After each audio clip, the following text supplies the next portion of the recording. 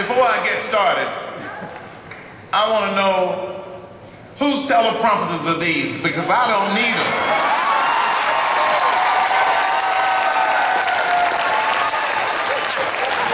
Maybe they're for somebody else. Let it be borne in mind that the tragedy of life does not lie in not reaching your goals. The tragedy lies in having no goals to reach for.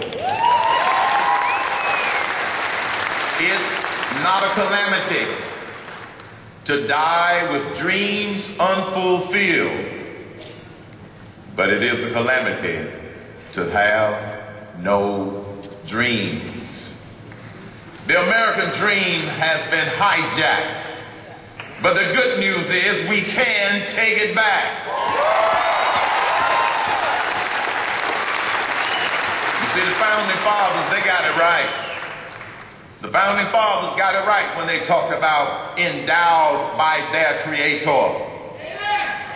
Not somebody else's, not by the presidents, not by Congress, endowed by their creator with certain unalienable rights, that among these are life, liberty, and the pursuit of happiness.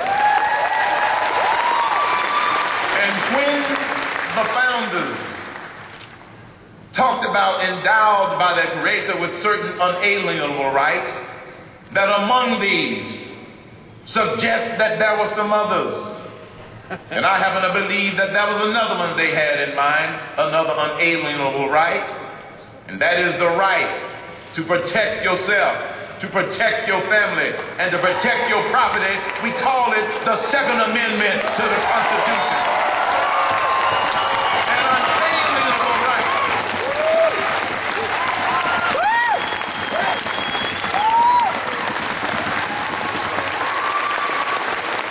Founding fathers got it right, so we have to be the defending fathers and take our nation back, to take the possibility to dream big in this nation and to be able to achieve it and be able to take it back. Because unfortunately, we have become a nation of crises. We have an economic crisis. We have an entitlement spending crisis.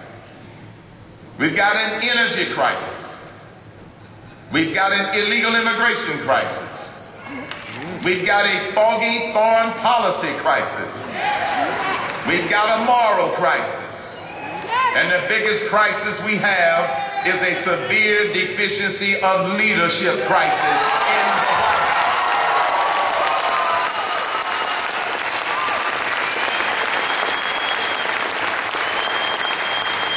Here's how we get this nation back on track. And this is one fundamental difference between a businessman and a politician. I've never held high elected office before. I'm a businessman. Because you see, the politicians, they want to propose stuff that will get a chance, have a chance of being passed. Businessmen will propose solutions that will fix the problem. We need to fix problems in this country. And the way I approach solving problems is just like all successful people. I did it for over 42 years. You make sure you're working on the right problem. You make sure you assign the right priority. Surround yourself with good people. Put together the right plans, and then you execute the plans in order to be able to solve the problems. Let's take a look at the top 3 critical priorities that I believe that the next president of the United States needs to tackle immediately. That isn't number one priority. We've got 3 top critical priorities. First, this foggy foreign policy. I happen to have a foreign policy philosophy that is an extension of the Reagan philosophy. Reagan's philosophy was peace through strength. The Cain philosophy. The Cain philosophy is peace through strength and clarity. We must clarify who our friends are, clarify who our enemies are, and stop giving money to our enemies.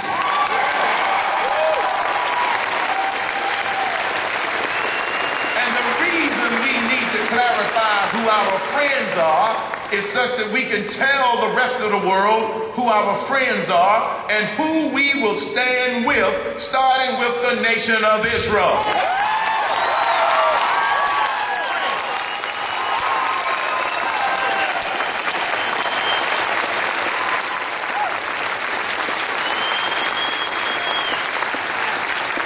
Funky foreign policy. We must make it clear where the United States stands. Secondly, this economy is on life support. We don't need a solution that's going to try to tickle us to prosperity. We cannot tickle this economy to prosperity. It starts with understanding a very fundamental economic guiding principle, which is quite simply the engine of economic growth in this great economy of ours is the business sector. So we've got to put some fuel in the engine. And the way we do that, the way we put fuel in the engine is a bold plan that we've developed. Some people say it's too bold. I don't think it's too bold because America can't wait for another solution or proposal that's not going to solve the problem. This bold plan starts with throw out the current tax code. Throw it out. Throw out the current tax code. And then pass a very simple 9-9-9 plan. 9% business flat tax, 9% personal income flat tax, and a 9% national sales tax. It will replace 5 sources of revenue. It'll replace the corporate income tax, the personal income tax, the capital gains tax, the death tax, and the biggest tax of all that some people pay, the payroll tax. All are collected with 999.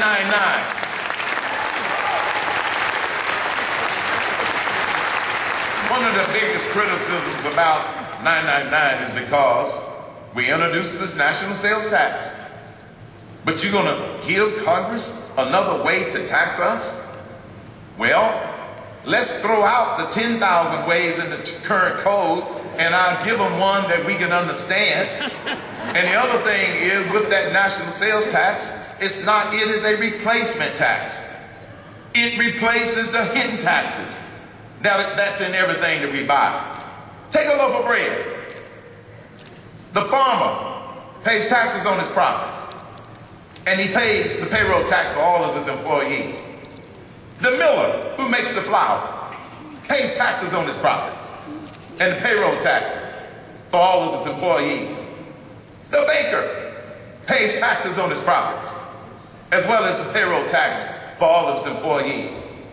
The trucking company that delivers the bread pays taxes on his profits and the payroll tax for all of his employees. The grocery store, if they make a profit, has to pay tax on that profit as well as the payroll tax for all of its employees. Who do you think pays those taxes? We do. 999 takes out the invisible taxes and replaces it with one that you can see called 9%. That's how 999 works. Cost of goods are not going to go up, they're going to go down. We have got to clarify our foreign policy. We've got to boost this economy. And thirdly, we need an energy independence strategy. We have the resources to do it. We've got plenty of coal, oil, natural gas, shale oil in order to become energy independent. We just, and some of that too. We just need the leadership and the will. Whenever I share this message with some people inside the Beltway, they're ready to criticize it and say, well, but you can't do that. I said, what do you mean I can't do that? I'm going to be president. You can't do that. What do you mean? But then they say, well, all of these things that you want to do, you want to maximize all of these resources. Yes. Well, the EPA is not going to let you do it. I said, well, let me tell you what a Cain presidency would be about. You see, the EPA needs an attitude adjustment. They work for us. We don't work for them. Attitude adjustment time at the EPA.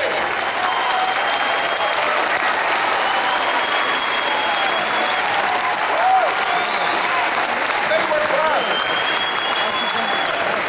That's how we're going to develop this energy independence strategy. Now, we can do it responsibly, but we do not have to stop all of the things that we can do. My approach to all of these crises is the same, folks. And it's all based upon some guiding principles that I have used throughout my career in order to fix stuff, in order to turn stuff around, in order to build businesses, in order to lead organizations, big and small. Some guiding principles. Number one, do what's right. Start with what's right, not what is politically right. Number two, if you want to solve a problem, go to the source closest to the problem.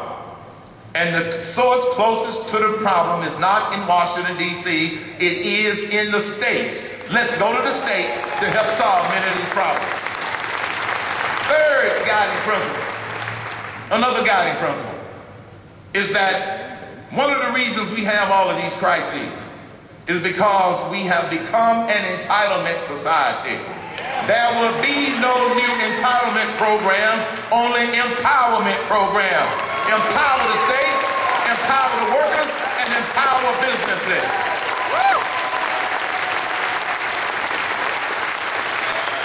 With those guiding principles. You know, I've been in Washington all week. I've attracted a little bit of attention. And that was an article in the New York Times today that has attempted to attract some more attention. You know, that's kind of what happens when you start to show up near or at the top of the polls. It just happens that way. But the article in the New York Times is very kind of interesting. It kind of illustrates some of the things that we have to deal with in order to turn this country around. The article tries to make a case of how close the Koch brothers and I are. I'm proud to know the Koch brothers. I'm very proud to know the Koch brothers. They make it sound like that we've had time to go fishing together, hunting together, skiing together, golfing together.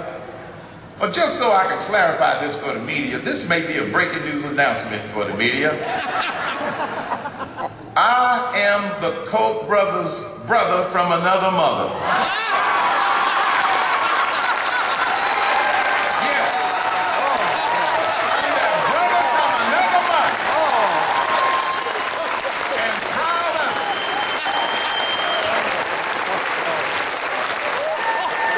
You see, the reason that I'm running for president, folks, is because I want to unite the United States of America, not divide the United States of America. Yeah.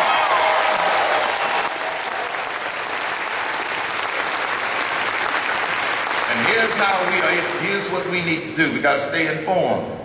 Stay informed. Secondly, stay involved. The reason you're here at this Defending American Dream Conference is because you want to defend the American dream. The founding fathers, they did their job. We've got to do our job and defend it. So stay informed, stay involved, and thirdly, stay inspired. They want you to believe that we can't do this. But I know in my heart that we can do this. Stay inspired. Many things have inspired me to get on this journey. One of the things that has inspired me to get on this journey started 12 years ago when my first grandchild was born. I now have 3 grandkids. And it's for the grandkids and all the other little faces that you're here to defend the American dream. You see, we're going to be all right. And it's not about us. It is about them, which is why we're doing what we do and why I am on this journey.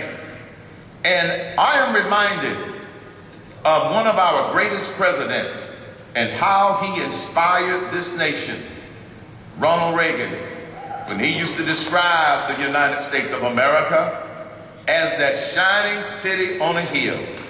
But in the last 3 years, that shining city on a hill has slid down to the side of the hilltop. Other nations still look up to us, but we're on the side of the hill. And this is why we need a renewal in America. We need a new type of leadership in America. My pledge to you as your president is that I will lead this nation with your help back to the top of the hill where it belongs, and I will never apologize for the greatness of the